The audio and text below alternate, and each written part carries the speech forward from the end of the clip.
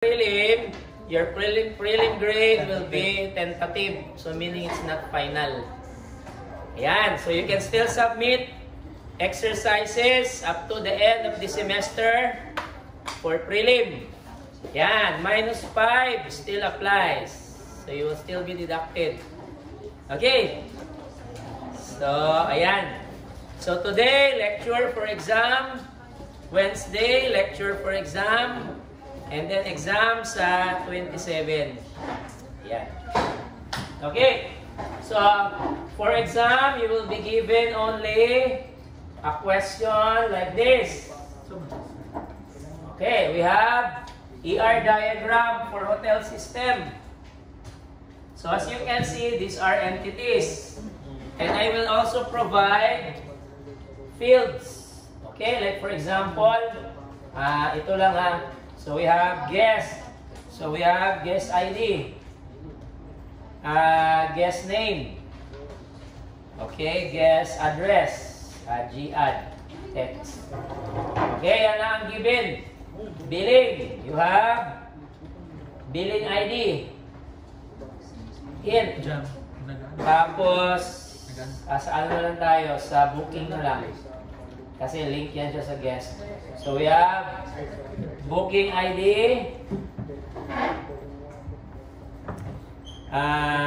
check out date, okay, and then check in date. Ayan. Okay, yan lang given. So, what else? Nakalink din ng employee. So, lagyan ko na lang din. So, we have employee ID, employee name. Ayan. Alright, so yan lang siguro. Pwede rin lagyan ng department. Asan siya? Ayan. So these are entities, fields, or attributes. Di ba? Yun yung discuss natin. Okay, so entities are table names in MySQL or in Java, class name. Okay, class name yan. Sa ER diagram, it's called entity. Sa MySQL, it's called a table. And this one, in MySQL, are called fields. In ER diagram, attributes. In Java, it's class variables. Ayan. So, magkakasama yan sila. Ayan. Okay. So, using the given example, ito lang tatlo muna. Okay? We're going to convert this to ER diagram. Yan. Okay, let's convert to ER diagram. For ER diagram conversion, I will use this one. Okay, this is a tool that we can use to create ER diagram. Yan. Okay, so tingin lang muna ha. I will not, I will discuss this again next meeting. Okay, I will first create a new model. Yan, I will call my database as hotel. Enter. Okay, that's it. Meron akong hotel. I will now go to add diagram. Okay, there you go. I have a table. Okay, 1, 2, 3. This is for the 3 tables here. Guest, employee, booking. So this is an ER diagram tool. So you can use this to create the ER diagram. So, edit. Okay. Makinig ha. Table name. Guess. Ayan. Okay, this one. Guest ID. Primary key. Not null. Okay, next. We have guest name. As barcar or text. So I will choose text. Ayan, text. Okay. Ayan, barcar daw. I think you can type text as well. Ayan, yun na lang, text. And guest address. Text. Ayan, there you go. So this one is not needed. Delete. Ayan. Okay, so we have our entity. So, sa textbook, entity looks like this. Di ba? We have guest. Ayan, primary key. Guest ID. Guest name. Tapos, guest address. Okay, ganyan ha. So, it's basically the same thing. Okay, ganyan. Okay, next. We have employee. Okay, this is employee. Ayan, I will call this employee. Okay, we have the following fields. Employee ID, primary key, and not null. Okay, we have next, we have employee name. Ayan, so text. Okay, ER diagram ito ha. Department. Text. Okay, ayan. So, delete. There you go. So, we have our second entity. Okay.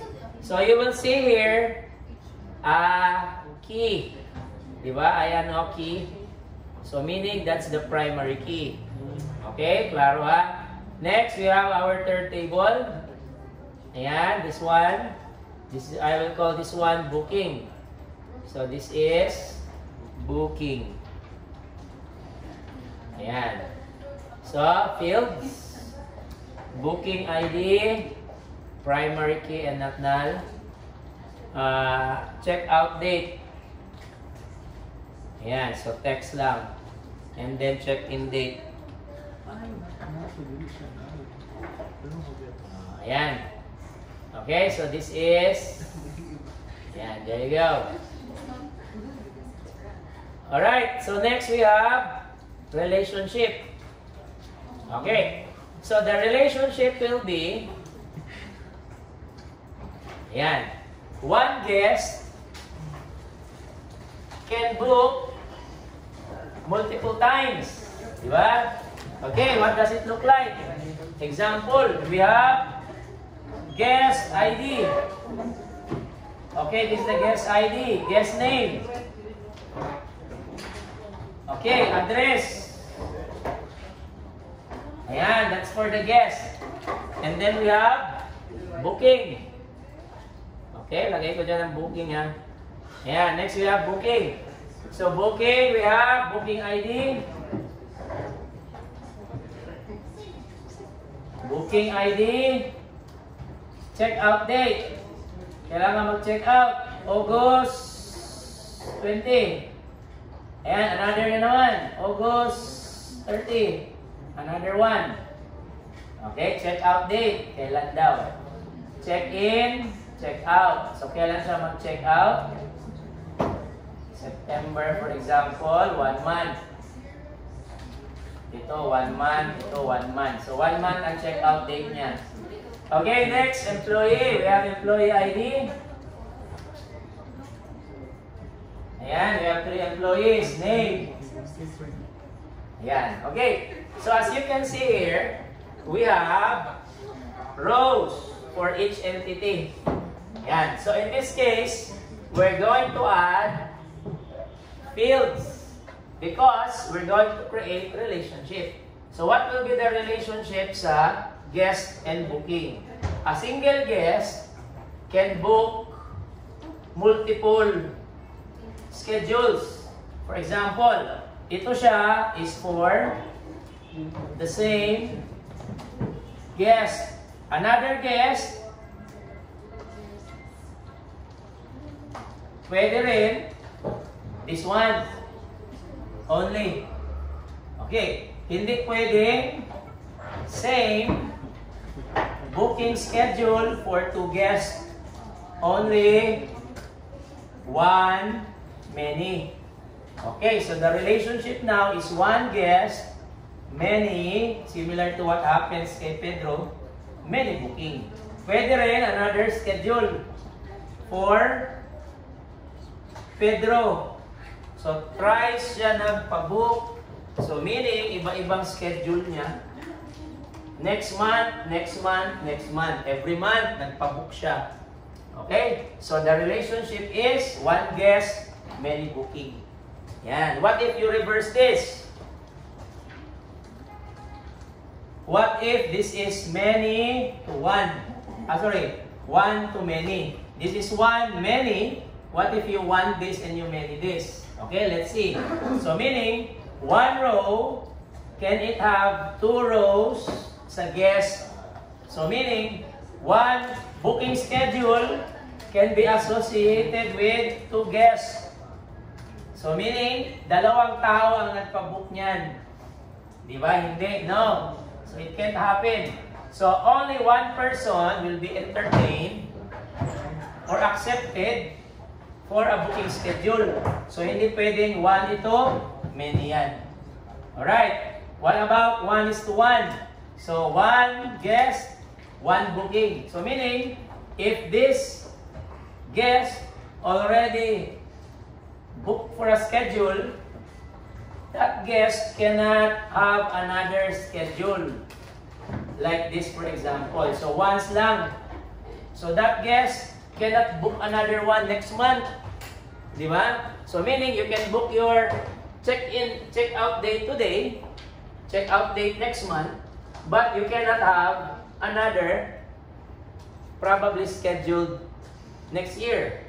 Yan, magpabook ka next year or next month. So hindi pwedeng dalawa ang booking schedule ng isang guest. So that is 1:1. So one guest, one booking schedule. 1:1.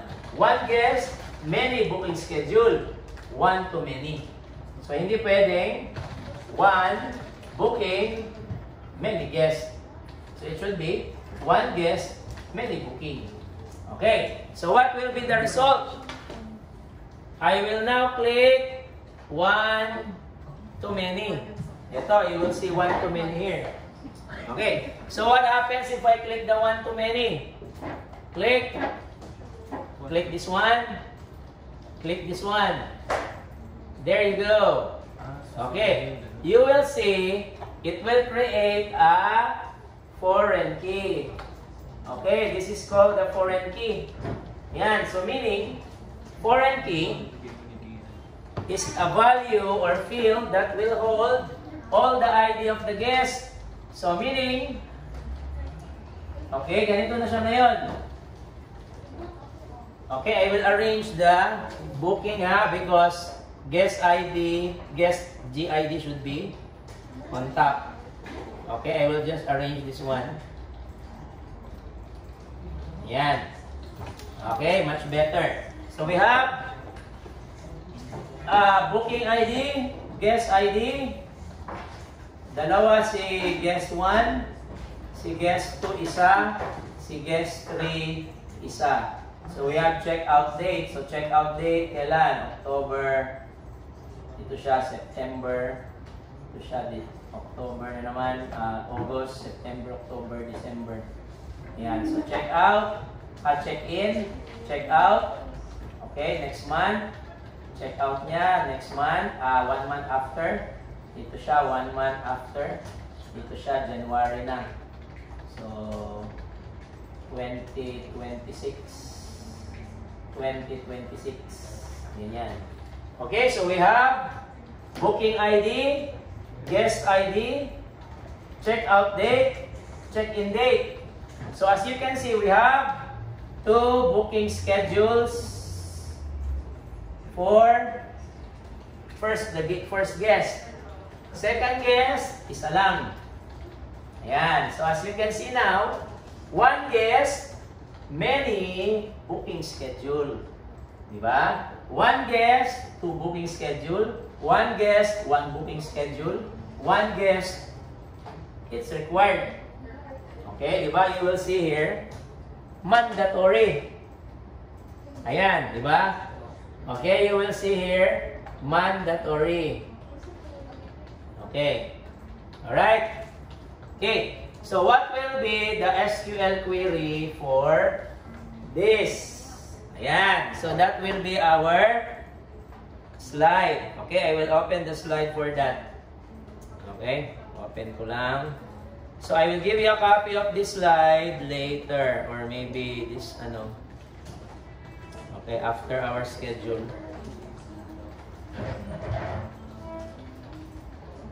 Okay, yan. So, this is your exercise number 3. Exercise 3 ito.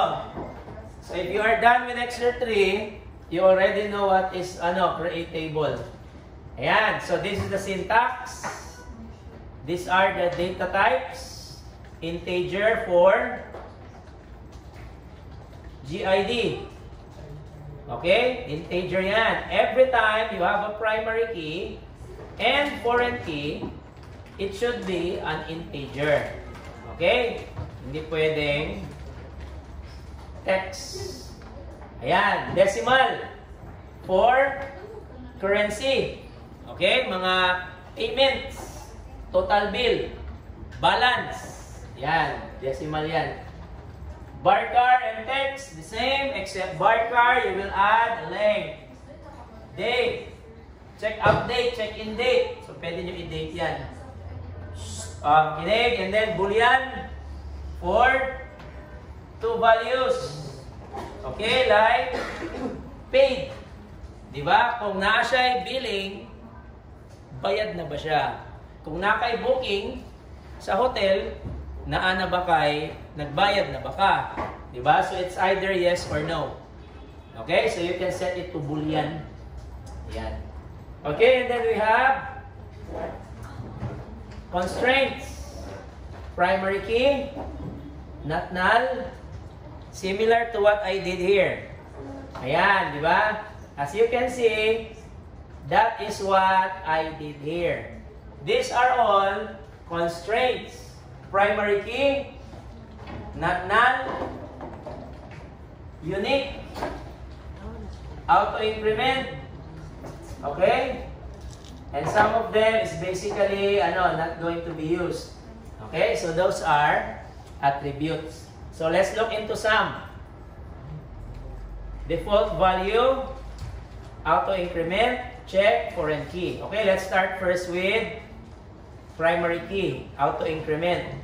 So attributes or constraints are added after data type. So field name, data type, constraints, constraints, constraints. Sunod-sunod na yan. So space, space, space lang. When you're done, comma. Okay, klaro? So field name, data type, constraints, space, space, space. When you're done, comma. Okay, ganyan ang syntax.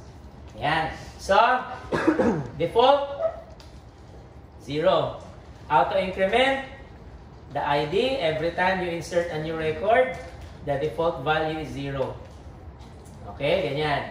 So, we have foreign key because order ID is the primary key. So, meaning you need to have a foreign key. Required yan. Okay, kailangan ng foreign key ang primary key mo. Okay? And then we have check.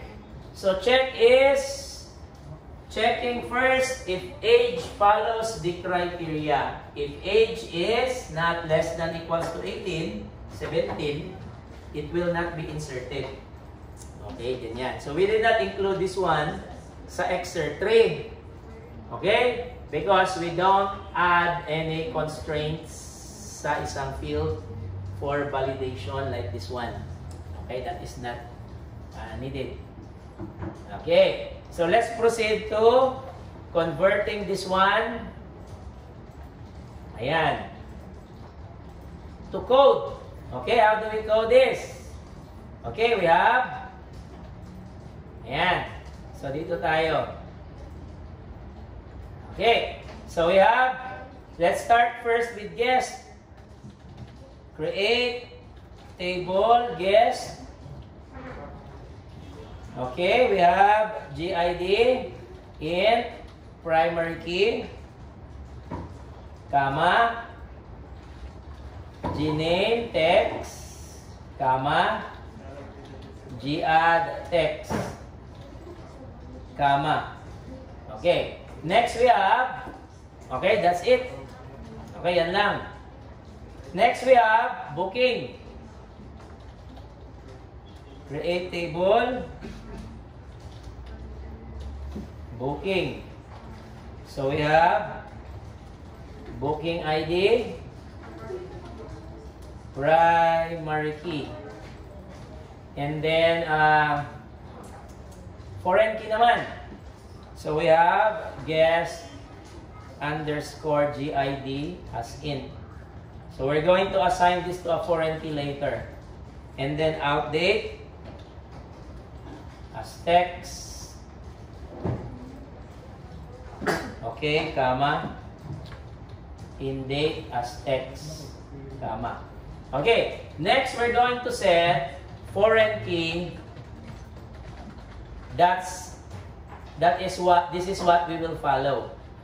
Okay, foreign key, preferences. Okay, so in this case we have foreign key. Okay, what's the foreign key here? The foreign key here is the guest underscore guest ID. Ayan. Okay. Followed by references.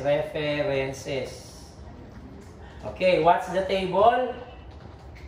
What's the primary key of this foreign key? It's the guest. So guest. Okay. That's the name of the table. What's the primary key in the guest table? It's the GID. Okay. Ganyan. Yan, there you go. So, this is equivalent to this.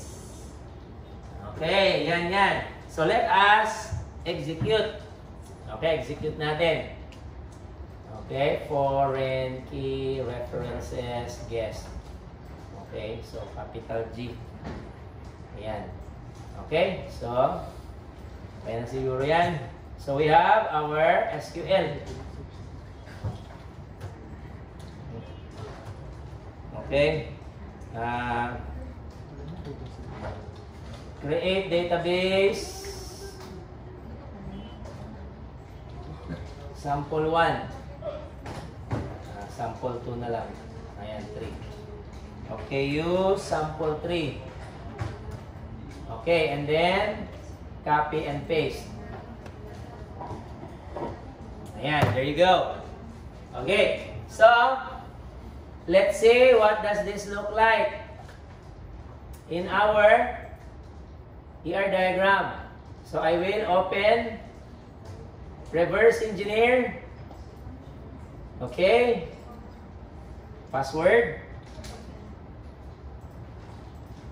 So our database is sample 3. Ayan. Finish. Next. Execute. Next. Finish. Okay. So this is our ayan. Okay, diba? The same. So as you can see, we created an SQL query to create this. So the guest ID is the foreign key, BID is the primary key. Okay, this is the primary key as well. Ayan. Okay. Next is we have employee. Okay, employee naman. So in our code, let us do just that. Yan. Okay. So create table employee. Nag-run ng video. Employee EID in primary key. Okay, primary key. Comma. And then, what's next? E-name. Employee name. Text. Department. Text. Comma.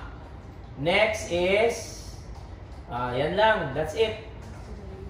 Okay. So, in this case, we're going to create a primary key, but this does not have any foreign key in the booking. Booking does not have a foreign key for the primary key. So what's the relationship here? One employee will book the customer or guest, diba? The same employee can book the same or another guest multiple times. So meaning, one employee, many times siya mag-book. Okay, so our table booking now looks like booking ID, guest ID. Okay, this is our guest. Same guest, different guest, another guest. These two are the same guest.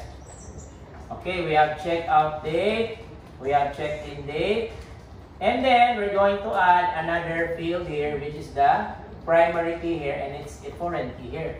So meaning this is employee ID. Okay, who's the employee who booked this guest? Yan, so EID is the ID of the employee. For example, this is employee, different employee book guest 1. Diba? Si guest 1, dalawang magkaibang employee. Ito naman, same employee as the previous one. Ito naman is iba na naman. So we have the employee who booked the customer. So we have check out and check in date. So this is what our booking table will look like after adding a foreign key. So as you can see, many, di ba? One, many. So one, many. Okay? So that's what our ER diagram looks like. Okay, so how will you do that? Click this, one, many. Click this one. There you go. Okay? Yan. So how do we do this in code? SQL? It's just this one. Okay, so we have our okay, this one. We're going to add another foreign key and references. So I will just copy this one, comma, okay, foreign key, references. So foreign key will be, so I will add another key here. We have employee EID. So we have employee EID. Yan. So I added this one, employee EID. Okay, and then employee EID will become our foreign key. Ito, foreign key. And then references to employee EID. Okay, there you go. Ayan. So let's see now. I will execute this.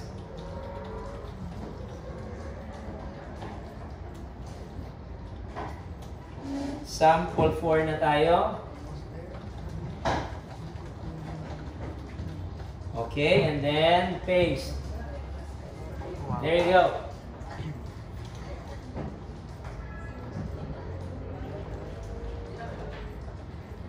Okay, wait lang, kadali. Okay, dapat mauna ito siya. Sorry.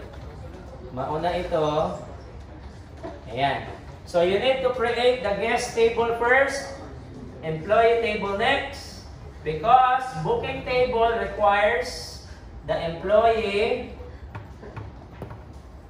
and guest to exist before you can create a relationship sa booking.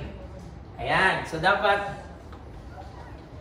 guest muna, create, employee next, create, booking ang last, because booking is where the foreign keys are. Ayan. Okay? So let's see. So let's try creating a guest table. Okay, already exists, no problem. Next, employee. Okay, created. And then next, booking. Ayan. There you go. Ayan. So let's see now. I will open my reverse engineer. Sample 4.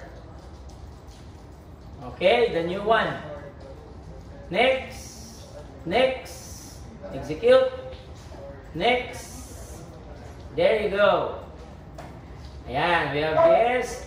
Booking and employee. This is one guest can book multiple times.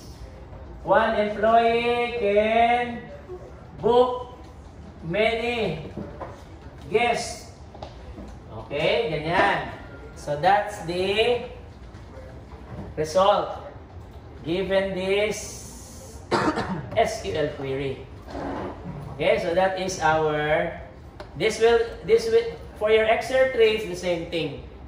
So yung magpa-check ng exer tree, you're going to add the following foreign keys and primary keys.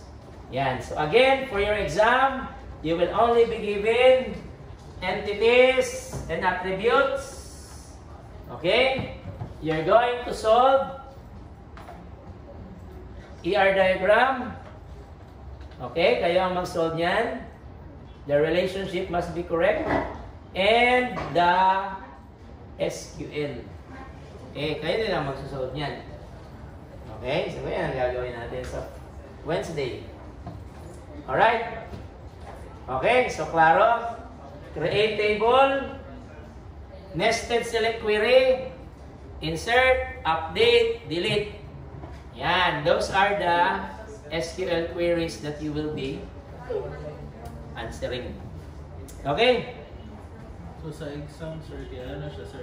Yes, so drag and drop lang siya, drag and drop. Para paspas. Okay, questions, clarifications? Wala yung clarifications.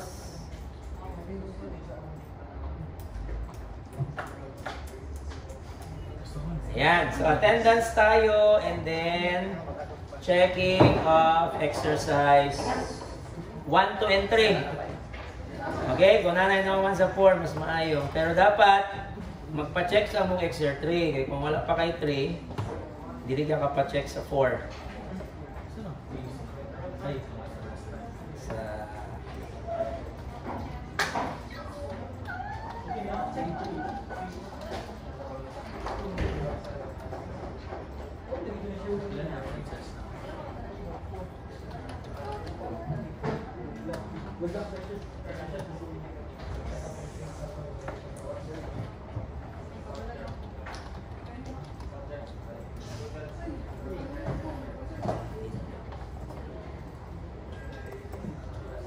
Attendance tayo first, and then after that, ready your exercise.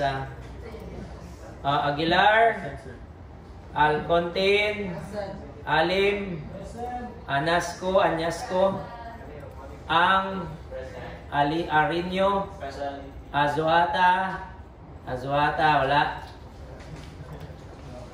Kabato, Campos,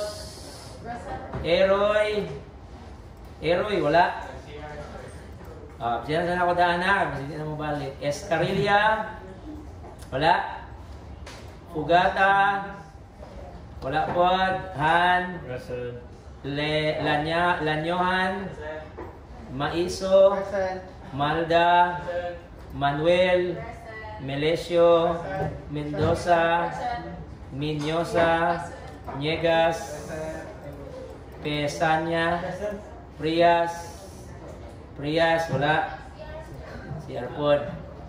Yun na, tulo na yung absence sa Ravelo. Resurrection. Wala, Resurrection. Sabangan. Sariol. Sikat. 3 absences na, Sikat. Silva. Suelan. Tio. Trinidad. Trinidad. Villegas. Villejo. Binduan. Okay. Prias to. Okay. Wala na. Ready your exer 1, 2, or 3? Di ba pa check, sir, no? For exer 3, this is the requirement. Ang deadline, sir, kay Wednesday, no? Paano na? Wednesday. Ang exam kay next week? Yes. Wednesday next week. Bakit ka ito? Eskwela ko rin. Ang deadline sa Exer 3, sir, kaya ano, di ba? Karoon mo na-explain good, sir. Oh, kaya in advance, you need to research in advance. Sir, papayag ka sa itong query, sir. Hindi ka madalang Wednesday, sir. Oh, kaya lagi na, mawala ko may time. 1 100, hour. sir, ba? Ang example. Oh, ayan, Next week ang example. exam. Next week? Wednesday next week. Hindi, deadline, sir, like, 27, sir. sa Next week. kailangan nyo pumasa. Ano? Okay, dapat follow nito na. Karoon dyan na. Ang deadline sa Exer 3, sir. Ah, Kailangan Exer mo pasa na before sa deadline para pa-on sa prelim grade. Habang napatay yung klase, pwede ko lang mag-submit. Pero minus 5 every day. So 100 up to today. Okay? Sige na. Exer 1, 2, or 3. Dili sa tahan.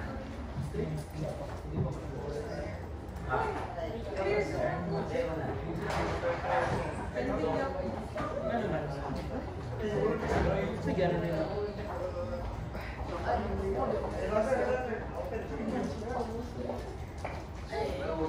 Wala na si Bisita pag-abot nila dali.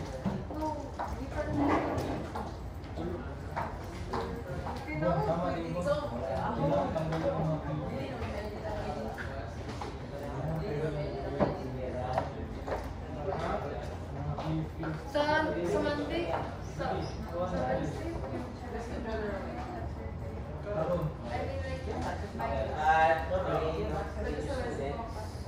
Pero may lang na siya parang Wednesday. 95 na siya Wednesday. Kasi nung Wednesday. Boy, wako ko. Ngayon ako. Ay, nana,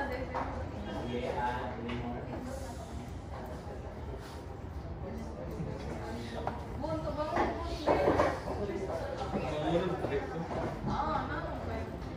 Hindi ko sure. Baka ano ko, hindi ko sure.